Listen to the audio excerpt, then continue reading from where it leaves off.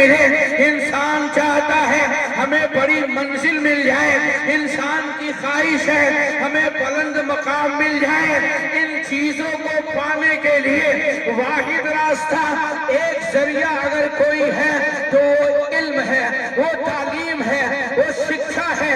اگر انسان بلند مقام پہ فائز ہونا چاہتا ہے تو پڑھے۔ اگر آپ کو اونچی منزل چاہیے، اونچا مقام چاہیے تو تعلیم حاصل کریں۔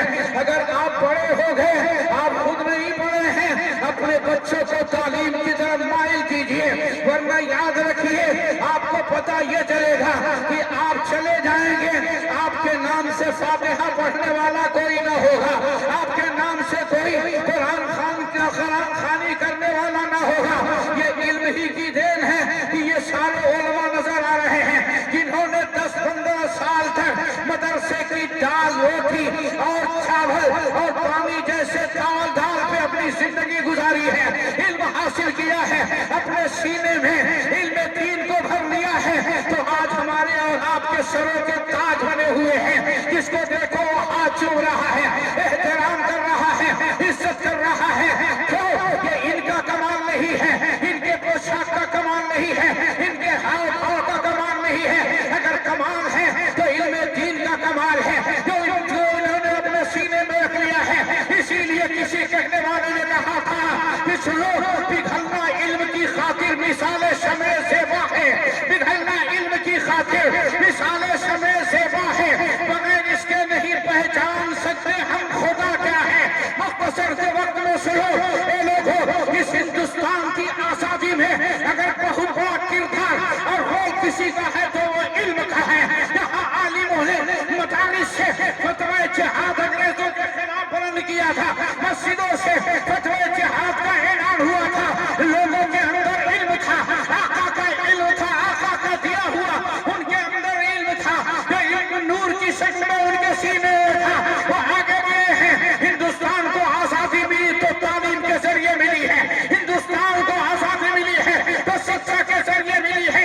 اے مسلمان لوگ، آج ہم اور آپ اپنے آپ کو دیکھ رہے ہیں، ہم اپنے بچوں کو نہ جانے کہاں سے کہاں پڑھا رہے ہیں، انہیں علم دین کی طرف راغب کرنے کے بجائے انگلش اسکولوں میں، کنوینٹ اسکولوں میں، مانچسٹریز میں اپنے بچوں کو بھیج رہے ہیں۔ آؤ، آپ کا ایک بیٹا علم قرآن سیکھنے کے لیے دارالعلوم محمدیہ میں آئے گا، آپ کے محبوب ادارہ میں آئے گا، تو اس کا مقام کیا ہوگا؟ ارے جب تک وہ پڑھے گا مہمان رسول بن جائے گا، آج پگڑی بن جائے گی تو نائب رسول بن جائے گا۔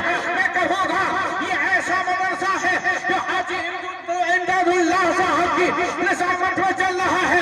ٹھیک طریقے سے سنو، کسی گاؤں کا ایک غریب آدمی، کسی گاؤں کا ایک کمزور آدمی، کسی گاؤں کا ایک کلاس آدمی لار پہنچا بہت بڑے کالج میں، میں اپنے بیٹے کا ایڈمیشن کراؤں گا۔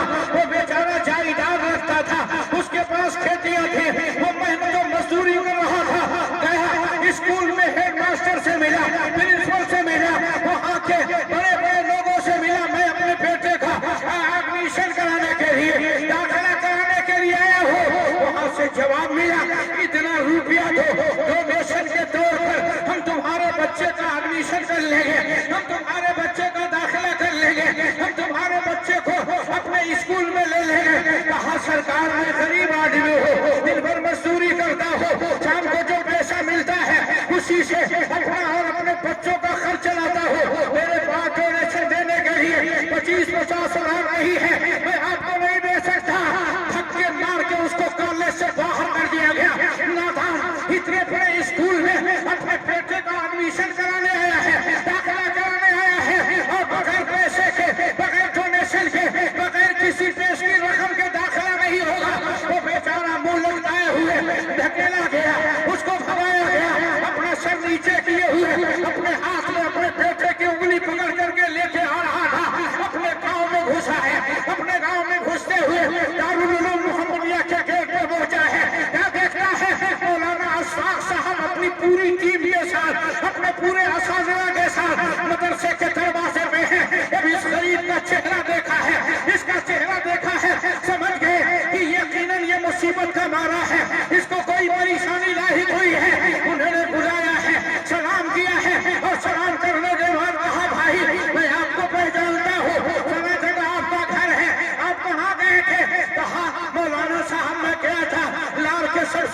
اسکول میں، سب سے اچھے کالج میں اپنے بیٹے کا داخلہ کرانے کے لیے کہا کیوں آپ کے بیٹے کا ایڈمیشن نہیں ہوا، آپ کے بیٹے کا داخلہ نہیں ہوا؟ کہا نہیں ہوا۔ کہا کیوں نہیں ہوا؟ کہا اس لیے کہ ڈونیشن مانگا گیا، اس کی رقم مانگی گئی، میرے پاس دینے کے لیے کچھ نہیں تھا، اس لیے لے کے چلا آیا۔ مولانا اشفاق نے کہا اپنے بیٹے کو پڑھانا چاہتا ہے، اپنے بیٹے کو تعلیم دینا چاہتا ہے، اپنے بیٹے کو ایجوکیشن دینا چاہتا ہے۔ کہا ہاں یہی تمنا ہے، یہی خواہش ہے، یہی آرزو ہے، اسی لیے تو لے کے گیا تھا۔ کہا وہاں ڈونیشن نہیں کے بغیر تمہارے بیٹے کا داخلہ نہ ہوا، دارالعلوم محمدیہ میں داخلہ کرا لے، آپ میرے مدرسے میں داخلہ کرا لے، آپ میرے مدرسے میں ایڈمیشن کرا لے۔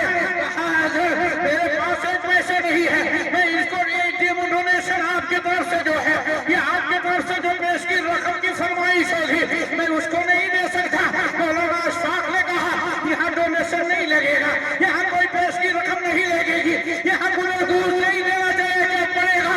کہا حضرت بیٹے کا تو داخلہ کر لیں گے، لیکن کھلانے کے لیے میں پیسہ نہیں دے سکتا، اس کی فیس نہیں دے سکتا۔